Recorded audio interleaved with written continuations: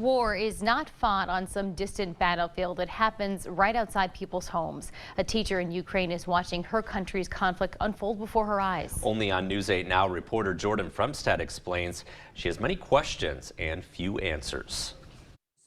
We see it and hear it every day over the airwaves. The war in Ukraine has begun. The difference is we can turn it off with the click of a button.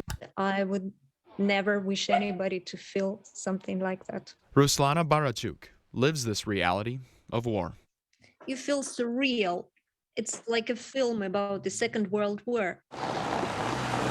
Her city's mayor told them to turn off their lights and prepare for an attack.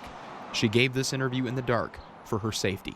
Because if you see light in the window, it can be your target. Ruslana owns a school and teaches 13 languages. Roman Hromik works for the British Embassy in Kyiv. The very first hours of the war showed Roman his community will never be the same.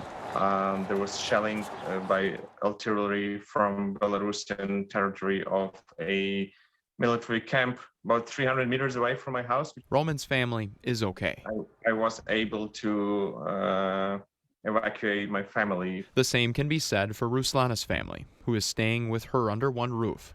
She even took in a dog that was left behind when its owners evacuated the city. The dog, who you can also hear, feeling the stress of a conflict heard around the globe. Ruslana can walk less than a mile to see the aftermath of a missile strike. You can see what Russian troops do here. Ukraine's President Vladimir Zelensky says his nation is fighting to survive this brutal Russian invasion. You can see An eerie calm echoes throughout Ruslana's community. And guess how many victims there were. It's sights like this that produce many questions for Ruslana. Sorry. How long it's going to last? What am I going to do? What's going to happen to my business? What's going to happen to us? She is reminded every day spring has begun, but its color is missing. My flowers on the windowsill, they bloom. They started blooming today. The weather is nice.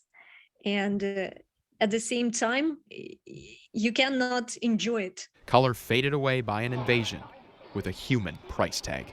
This is Jordan Fremstad. And it feels so unfair. News 8 Now. Ruslana says she tries to stay inside her apartment every night. She sleeps in a bomb shelter.